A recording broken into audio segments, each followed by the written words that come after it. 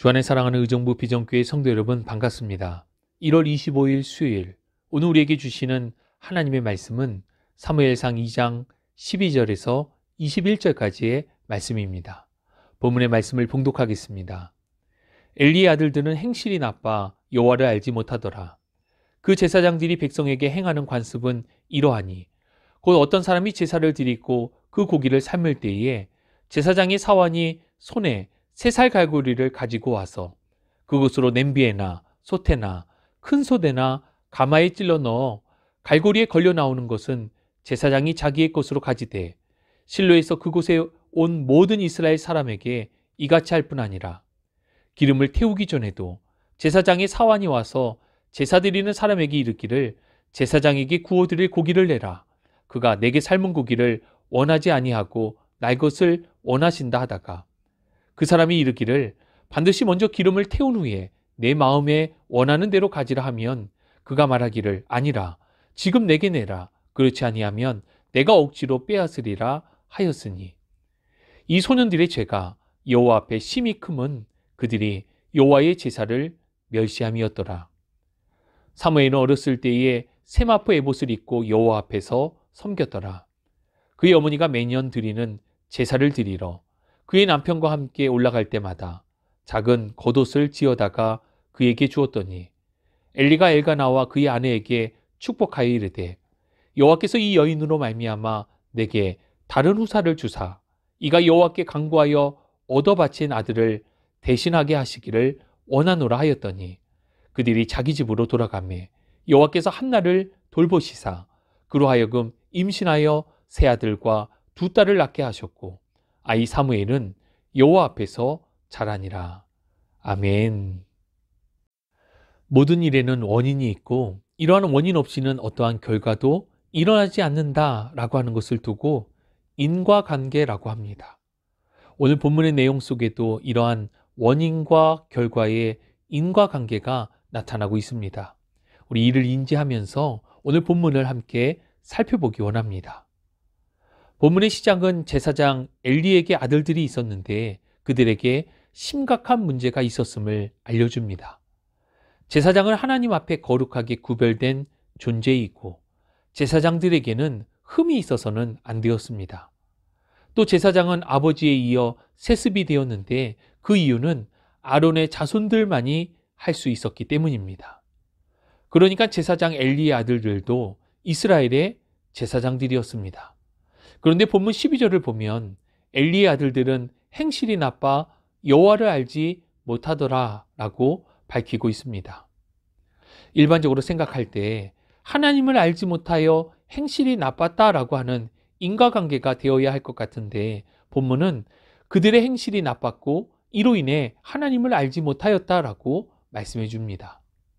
즉 이 모든 일의 원인은 제사장이라고 하는 신분에 걸맞지 못한 나쁜 행실이 원인이고 이렇게 삶을 살아가는 그들은 하나님이 어떠한 분이신지 잘 알 수 없었다는 것으로 귀결이 됩니다. 엘리의 아들들인 홈니와 비느하스의 나쁜 행실의 예가 13절 이하에 잘 나타나 있습니다. 제물을 태워 제사를 드리는 방법에 대해 레위기 7장에 세부적으로 잘 나와 있습니다. 그런데 본문 13절을 보면 제사장들이 말씀을 따라 제사를 드린 것이 아니라 관습을 따라 제사를 했다라고 밝힙니다. 즉 자신들이 좋은 대로 했다는 것입니다. 마치 무슨 뽑기 게임을 하듯 갈고리를 고기가 있는 솥에다가 찔러 넣고서 걸려서 나오는 고기를 제사장이 취하였다는 것입니다. 또는 제물을 태우기 전, 곧 하나님께 바치기 전이라도 제사장이 생고기가 먹고 싶다라고 하면 그것을 달라고 요구합니다. 만일 제물을 바치는 사람이 이 제물을 태워 하나님께 바치고 고기를 주겠다라고 하면 억지로 그 생고기를 빼앗기도 하였다는 것입니다. 제사장이 직분을 하고 있지만 그들은 하나님을 예배하는 사람, 하나님을 예배함을 돕는 사람이 아니었습니다.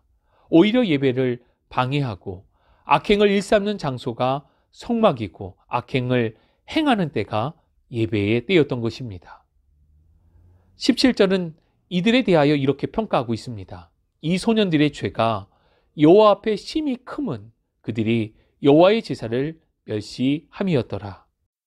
홈리와 비느하스의 죄를 두고 여호와 앞에 심히 큰 죄라고 말씀하고 있고, 이것의 원인은 여호와의 제사를 멸시하기 때문임을 알려줍니다. 즉 여호와의 제사를 멸시하는 것이 원인이고, 그 결과 여호와 앞에서의 심히 큰 죄가 되었다는 것입니다.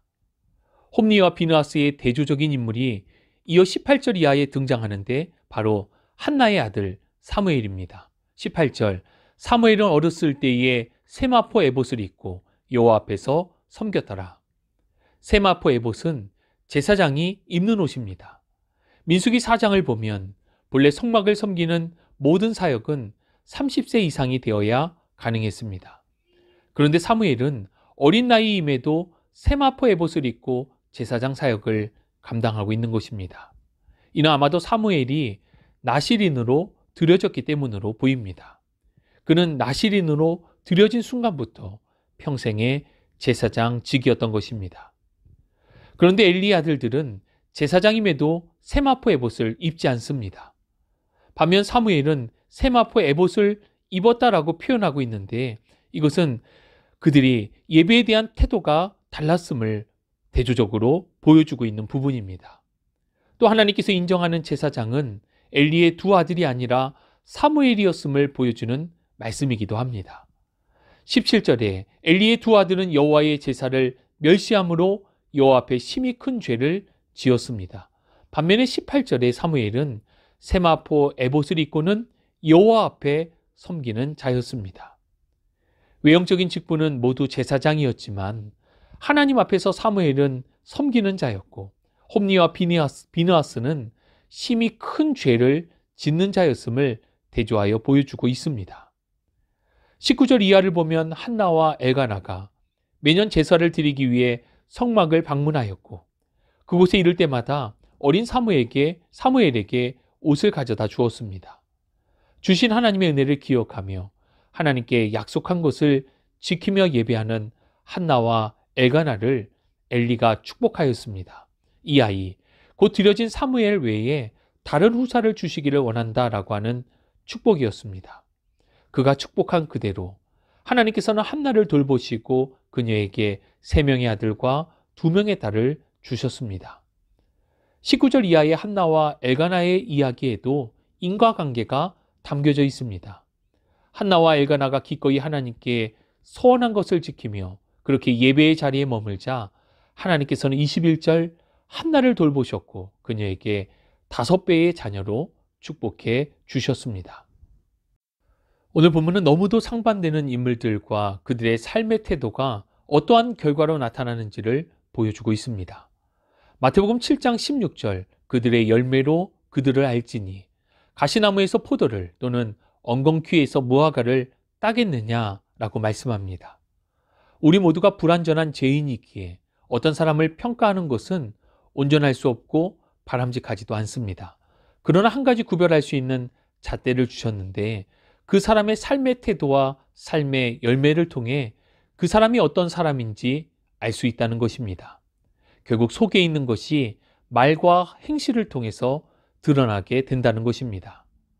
마찬가지로 우리의 신앙에도 원인과 결과가 있습니다.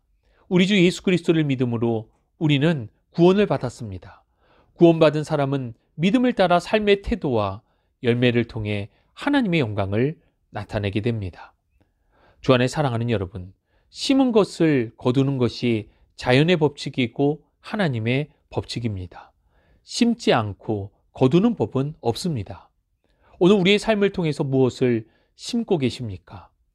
우리가 알 수 있는 가장 가치 있는 복음을 심고 하나님 앞에서 최선을 심어서 최고의 것을 거두는 복된 삶이 되시기를 주님의 이름으로 축복합니다.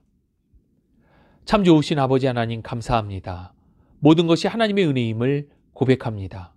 우리에게 복음을 주시고 이 복음을 따라 믿음으로 살아가게 하시니 참으로 감사를 드립니다. 주님의 말씀을 따라 가장 가치 있는 것을 또 하나님 앞에 우리의 최선을 심어 최고의 것을 거두는 복된 인생이 되기를 원합니다.